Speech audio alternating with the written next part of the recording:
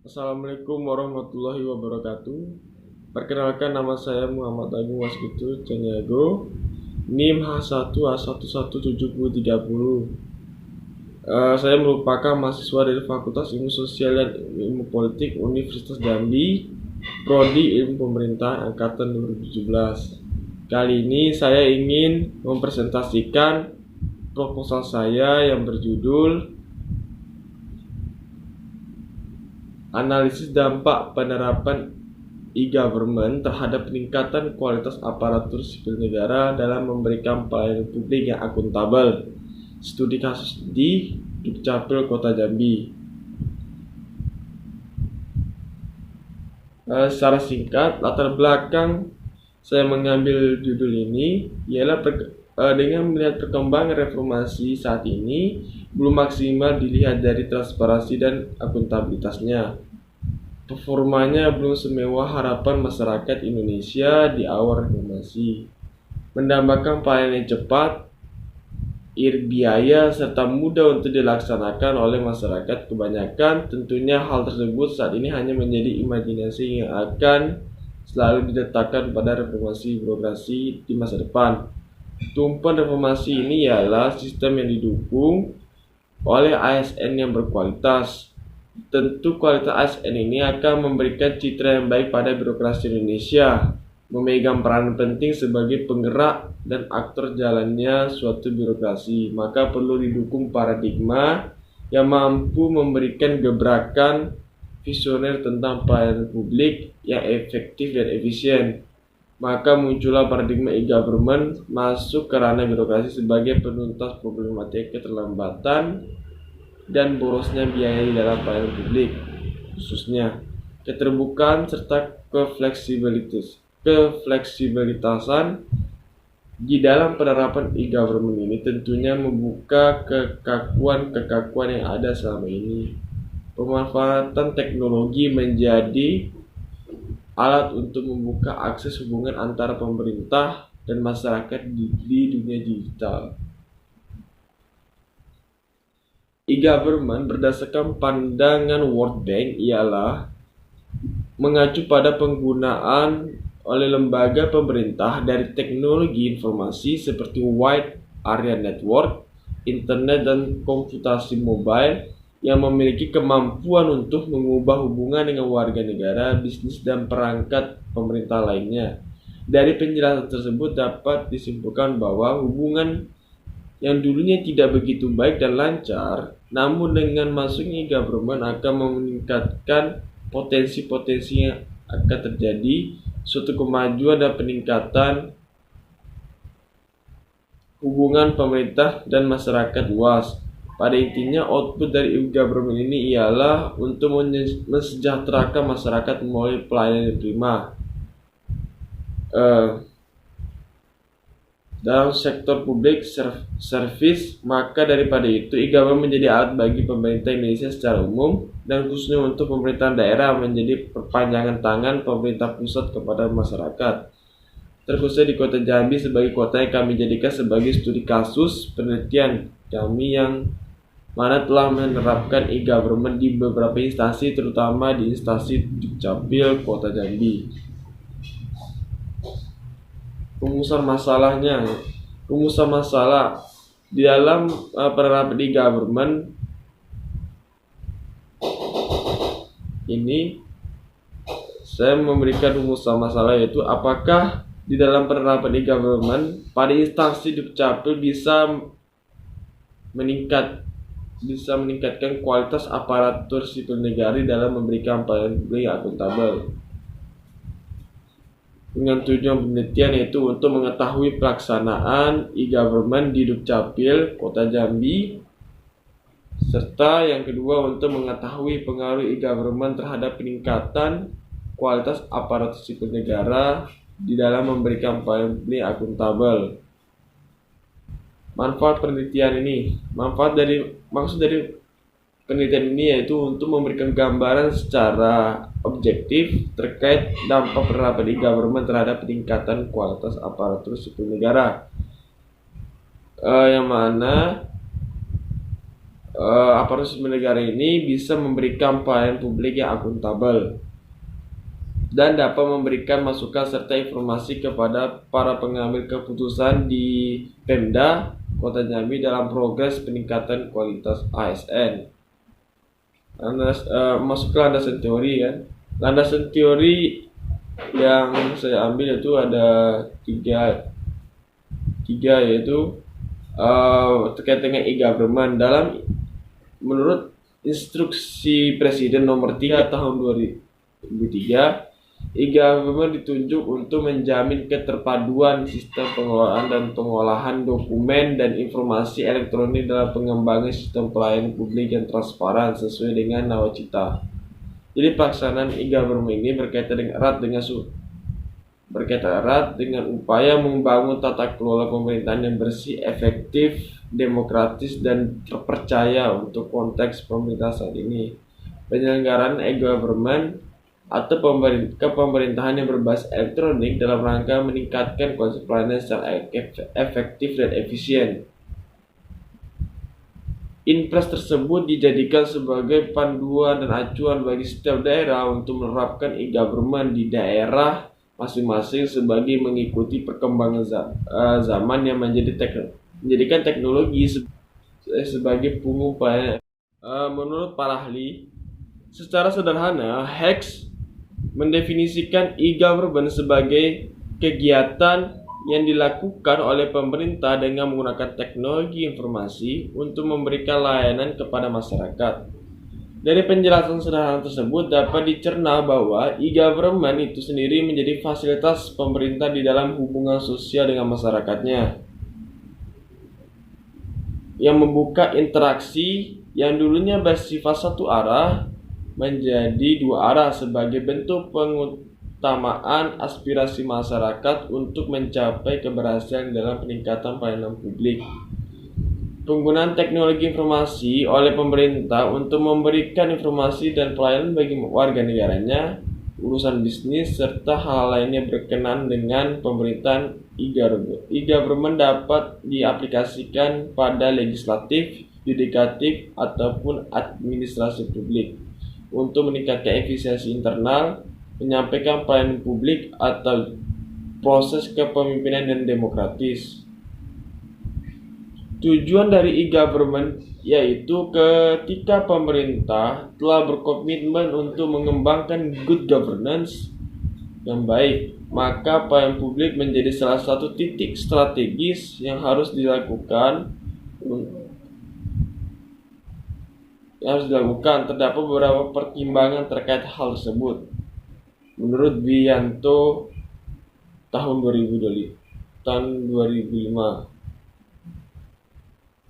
yaitu pelayanan publik adalah ranah di mana negara berinteraksi secara intensif dengan warganya. Yang kedua, pelayanan publik merupakan ranah di mana berbagai aspek good governance yang diartikulasikan secara relatif lebih mudah. Yang ketiga, pelayanan publik yang melibatkan kepentingan semua unsur ketatapremerintahan. Pada intinya, pemerintah berkewajiban memberikan pelayanan publik yang merata kepada seluruh warganya. Perlu disadari bahwa masyarakat menuntut adanya pelayanan publik yang memenuhi kepentingan masyarakat luas di seluruh wilayah negara, dapat diandalkan dan terpercaya, serta mudah dijangkau secara interaktif. Memasuki kualitas pelayanan publik. Menurut Zauhar tahun 2005, kualitas pelayanan publik adalah penyesuaian terhadap perincian atau dalam bahasa Inggrisnya itu the conformance of specification, di mana kualitas ini dipandang sebagai derajat keunggulan yang ingin dicapai. Dilakukannya kontrol terus-menerus dalam mencapai keunggulan tersebut dalam rangka memenuhi kebutuhan penggunaan jasa. Pelayanan merupakan respon terhadap kebutuhan manajerial yang hanya terpenuhi jika pengguna jasa itu mendapatkan produk yang mereka inginkan. Kualitas pelayanan publik menunjukkan suatu kegiatan pelayanan yang dilakukan oleh si pemberi layanan atau provider. Dalam hal ini adalah pemerintah yang layanannya berisi mendistribusikan dan memasarkan produk pemerintah. Maka tingkat kepuasan menjadi tolak ukur keberhasilan dari pelayanan publik itu sendiri. Yang mana pelayanan publik ini harus sesuai dengan kehendak rakyat. Output dari pelayanan ialah kepuasan itu sendiri, maka tidak lain tujuan utama pemerintah melakukan berbagai sistem terbaru untuk memberikan pelayanan prima kepada masyarakat agar kepuasan masyarakat tetap meningkat.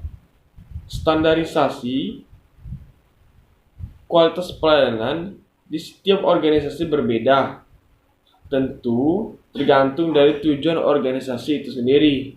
Menurut Triguno, tahun 1997, standar yang harus dicapai oleh seseorang atau kelompok atau lembaga organisasi mengenai kualitas sumber daya manusia, kualitas cara kerja, proses dan hasil kerja atau produk yang berupa barang dan jasa, berkualitas mempunyai arti memuaskan kepada yang dilayani, baik internal maupun eksternal, dalam arti optimal pemenuhan atas tuntutan masyarakat.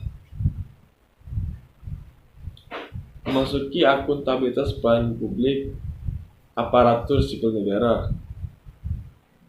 Menurut Day dan Klein dalam Pechors tahun 2010 mendefinisikan bahwa akuntabilitas merupakan mekanisme untuk menjalankan pengendalian terhadap organisasi publik. Namun menurut Osborne di tahun 2010, akuntabilitas lebih dari sekedar menjalankan pengendalian terhadap organisasi publik dan program publik. Atas juga merupakan sarana yang memadu bagi organisasi dalam usaha untuk meningkatkan efektivitas dan efisiensi program. Hal ini dapat ditinjau sebagai upaya untuk membuat catatan-catatan atau kesalahan yang dilakukan pada pelaksanaan suatu program di masa lalu yang kemudian menjadi panduan untuk mereduksi angka kesalahan tersebut di masa depan. Dari berbagai definisi di atas dapat disimpulkan bahwa akuntabilitas ialah suatu bentuk pertanggungjawaban suatu organisasi atau individu kepada yang memberi mandat atau wewenang tersebut atas apa yang telah dilakukan, dan pertanggungjawaban tersebut baik secara internal maupun eksternal. Terdapat dimensi dalam akuntabilitas. Yang pertama adalah transparansi, yang kedua pertanggungjawaban, yang ketiga pengendalian, yang keempat tanggung jawab, yang kelima responsivitas. Memasuki kerangka konseptual penelitian. Penerima layanan notabene dalam hal ini ialah masyarakat selalu ingin mendapatkan kualitas pelayanan yang prima dan baik secara cepat dari si pemberi layanan, yaitu aparatur sipil negara, yang dalam hal ini menggunakan sistem e-government sebagai alat penunjang layanan prima yang membuat aparatur sipil negara akuntabel kepada pelayanannya. Maka ketika standarisasi pelayanan dan akuntabilitas menjadi acuan dari baik atau tidaknya suatu pelayanan itu berjalan kepada masyarakat ketika penerapan e-government sudah dijalankan di instansi Dukcapil. Memasuki metode penelitian. Pertama, jenis penelitian. Pendekatan yang digunakan dalam penelitian ini ialah pendekatan kualitatif. Penelitian kualitatif itu sendiri ialah penelitian yang tidak menggunakan perhitungan atau diistilahkan dengan penelitian ilmiah yang menekankan pada karakter alamiah sumber data. Sedangkan menurut Molu 2005, penelitian kualitatif ialah penelitian yang bermaksud untuk memahami fenomena tentang apa yang dialami oleh subjek penelitian, misalnya perilaku, persepsi, motivasi, tindakan, dan lain-lain secara holistik dan dengan cara deskripsi dalam bentuk kata-kata dan bahasa pada suatu konteks khusus yang alamiah dan dengan memanfaatkan berbagai metode alamiah.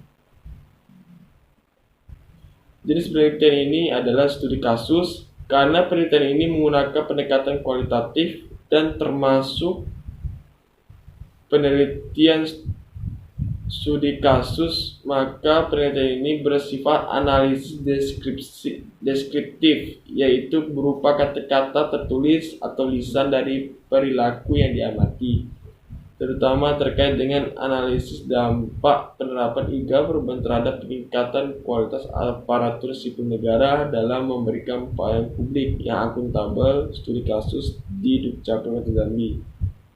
Lokasi penelitian ini bertempat di kantor Dukcapil Kota Jambi, Provinsi Jambi. Alasan pemilihan lokasi penelitian berdasarkan atas pertimbangan bahwa Dukcapil merupakan instansi yang sudah menerapkan e-government. Sumber data dalam penelitian ini dikumpulkan baik melalui instrumen observasi, wawancara maupun lewat data dokumentasi. Fokus penelitian, yaitu penelitian ini berfokus pada pengaruh e-government terhadap kualitas ASN di dalam memberikan pelayanan publik yang akuntabel, dan juga kepada si penerima layanan, yaitu masyarakat, sebagai penilai dari kesuksesan suatu sistem e-government yang dijalankan. Teknik penentuan informan. Adapun yang menjadi informan sebagai berikut, yaitu Kepala Dinas Dukcapil Kota Jambi. Yang kedua, aparatur sipil negara di instansi Dukcapil Kota Jambi. Yang ketiga, masyarakat dalam penerima layanan Dukcapil Kota Jambi. Teknik pengumpulan data. Pengumpulan data ada dua, yaitu primer dan sekunder. Data primer, data yang berasal dari sumber asli atau yang pertama, dan tidak tersedia dalam bentuk terkompilasi ataupun dalam bentuk file-file. Data ini harus dicari melalui narasumber atau responden. Pengumpulan data sekunder merupakan data yang sudah tersedia sehingga kita tinggal mencari dan mengumpulkan. Data sekunder ini bisa berupa dokumentasi maupun arsip-arsip dari instansi yang kita teliti. Teknik analisis data. Dalam menganalisis data ini, penulis menggunakan teknik analisis deskriptif kualitatif, di mana teknik ini penulis gunakan untuk menggambarkan serta menguraikan data yang bersifat kualitatif yang telah penulis peroleh dari hasil metode pengumpulan data. Pertama, mencatat sesuatu yang dihasilkan. Yang kedua, mencatat dan menelaah seluruh hasil data yang diperoleh melalui wawancara, observasi, dan dokumentasi. Yang ketiga, mengumpulkan dan memilah-milah serta membuat ikhtisar dan mengklasifikasikan data yang telah didapat. Yang keempat, dari data yang telah dikategorikan tersebut, kemudian peneliti berpikir mencari makna dan membuat temuan-temuan umum terkait dengan rumusan masalah. Lalu untuk memudahkan di dalam menyuplai data, maka kami peneliti menggunakan teknik peneliti dari Molung. Dari 9 teknik Molung itu diambil hanya 5 teknik, yaitu persistent observation, triangulasi, member check, reviewing, dan yang kelima yaitu pengecekan ketercukupan referensi. Sekian presentasi proposal dari saya. Mohon maaf kalau ada salah kata. Wassalamualaikum warahmatullahi wabarakatuh.